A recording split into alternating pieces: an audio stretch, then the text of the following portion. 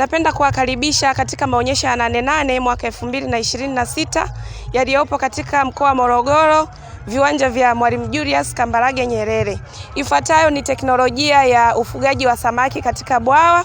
Bwawa letu kama mnavyoliona hapa ni bwawa la kujengelea lenye ukubwa wa mita 3.5 na 5.5 ambao unajumuisha ukubwa wa 19.25. Ndani ya bwawa hili tumepanda samaki aina ya sato, kwa kitaalamu tunaita species ya Oreochromis niloticus. Bwawa letu lina mifumo miwili kama mnavyoona. Kuna mfumo wa uingizaji wa maji na mfumo ule pale kwenye lile bomba, ule ni mfumo wa utoaji wa maji. Ina maana bwawa likichafuka tunaweza tukatolea maji yetu pale. Samaki hawa tumewapanda mpaka sasa wana miezi mitatu na tumepanda aina moja. Yaani tumepanda aina ya sato madume tupu. Lengo ni kufikia soko kwa wakati. Ndani ya miezi 6 tunaweza tumeshafikia soko. Katika bwawa hili umeona maji yake ni ya kijani. Maji ya kijani yanasababishwa na chakula cha samaki kilichotengenezwa kutokana na ulishaji wa samaki. Sio chakula chote kinalishwa kwa samaki na wote samaki wanakula kile chakula. Kwa hiyo kuna mabaki ambayo huwa yanabaki ndani ya bwawa, mabaki ya chakula. Yakibaki yanaenda chini ya bwawa na pia samaki wenyewe huwa wanajisaidia. Kwa hiyo mchanganyiko wa chakula kinachobaki na mchanganyiko wa kinyesi kile cha samaki kinavyoenda chini, kitaalamu tunasema kinaenda kudecompose, yani kinaenda kuoza.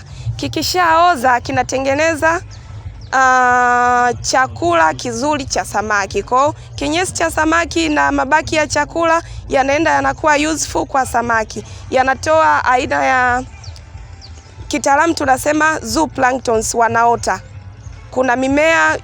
Kuna mimea mizuri kwa samaki na kuna wadudu wadogo ambao jumla ya mimea hawa na wadudu wadogo ambao wanaitwa planktons inakuwa ni chakula cha samaki. Kwa hiyo kijani huu mnaoona ndani ya bwawa ni chakula cha samaki.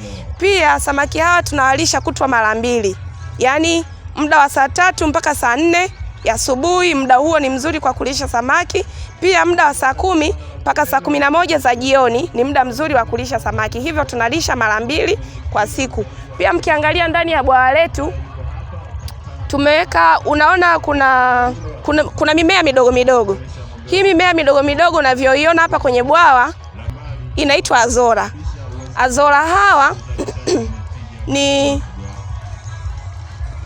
Azora hawa ni chakula kwa samaki. Sio mimea tu, ni mimea ambayo inaonekana pia nimesema ni chakula cha samaki. Chakula hiki cha samaki kinachoitwa azora kina protini nyingi, ndio maana tunakiweka, tofauti na magugu mengine kama water hyacinths ambayo ni magugu ambayo hatuyaweki. Tunapendelea kuweka azora kwa sababu ni chakula kinachopendwa na samaki na pia kina ukinzani na samaki. Yaani wakati wa usiku kinatumia carbon dioxide na samaki wenyewe wanatumia oxygen. Kwa hiyo hamna ukinzani na samaki. Hakina competition na samaki. Ndio maana tunapendelea kuweka chakula hiki. Tofauti na magugu mengine ukiweka ndani ya bwawa yanakuwa na matawi makubwa ambayo chlorophyll zake zinakuwa ni kubwa na wakati wa usiku zinaleta competition na samaki. Yaani magugu yale yanatumia yenye mabawa makubwa yanatumia hewa ya oksijeni wakati wa usiku, sambamba na samaki na wenyewe wanahitaji hewa ya oksijeni ndani ya maji. Kwa hiyo ukiweka magugu mengine tofauti na azora inaleta competition katika matumizi ya hewa ndani ya bwawa.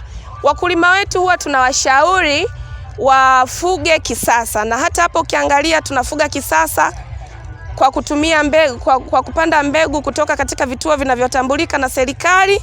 Mfano kama hizi mbegu samaki hawa, mbegu hizi za samaki tumechukua pale Kingorwila.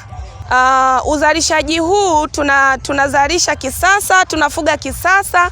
Lengo ni kuongeza uzalishaji wa samaki, kuongeza lishe katika jamii na kujikita katika vyanzo vya asili. Yaani wadau wote wananchi wote wasiende kujikita katika shughuli za uvuvi katika vyanzo vya asili, na badala yake tunawashauri wajikite katika miradi ya ufugaji wa samaki ili waweze kuongeza uzalishaji na kuto kujikita kule kwenye vyanzo vya asili, yaani mito na mabwawa ya asili yanayopatikana wilayani kwetu. Hivyo wakiendelea kufuga hivi watajikuta wanaongeza uzalishaji na lishe itaongezeka ndani ya wilaya yetu, hivyo itapunguza udumavu na ukondefu katika jamii, hususan watoto wadogo, wamama wajawazito, hata wazee.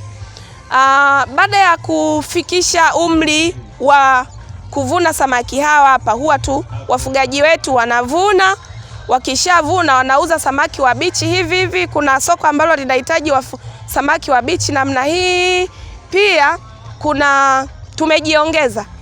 tumejiongeza wafugaji wetu wa samaki, tunawashauri watumie teknolojia ya ubanikaji au usindikaji wa samaki hawa baada ya mavuno kwa njia ya moshi.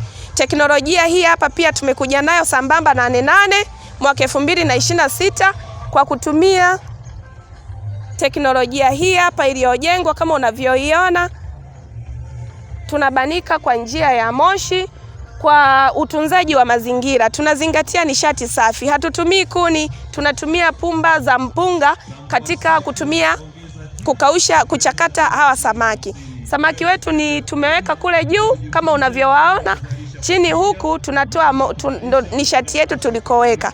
Kwa teknolojia hii ina mifumo miwili. Chini unaweka nishati safi ambayo sio kuni, alafu juu tunaweka samaki wetu. Kwa moshi, tukifunga moshi unaotoka huku chini unapanda juu. Kwa samaki wanakuwa wanafyonzwa ule unyevunyevu wake, unyevunyevu wa samaki unafyonzwa na samaki anakuwa kwa mfumo kama huu hapa. Teknolojia hii ina faida 3. Faida ya kutumia teknolojia hii ya usindikaji wa samaki kwa njia ya moshi, kwanza kabisa mazao yetu ya uvuvi au mazao ambayo yanatoka katika bwawa letu pale yanakuwa samaki wetu wanakuwa na raza, muonekano mzuri kama mnavyoona. Pia uhifadhi wake wanaweza wakahifadhiwa kwa muda mrefu. Kwa hiyo samaki huyu hapa ukimbanika, mfano anakauka vizuri, anaweza akakaa kwa muda mrefu na soko lake ni zuri. Mahitaji ya soko yanahitaji samaki ambaye amekaushwa, hawajatumia mafuta. Sasa hivi magonjwa ni mengi. Kwa hiyo tunashauri watumie teknolojia hii hapa ili kujikuzia kipato. Cha kwanza, cha pili, soko linapenda samaki hawa, na pia uhifadhi wake unaweza ukahifadhi kwa muda mrefu, na pia wanakuwa na raza nzuri. Ukitoka katika teknolojia hii hapa, baada ya kuwachakata kwa mfumo huu hapa, tumekuja na teknolojia nyingine ya uhifadhi. Maana yake wakitoka kwenye hiki kikaushio cha samaki, utahifadhi katika mfumo huu hapa. Mfumo huu hapa ni mzuri kwa afya.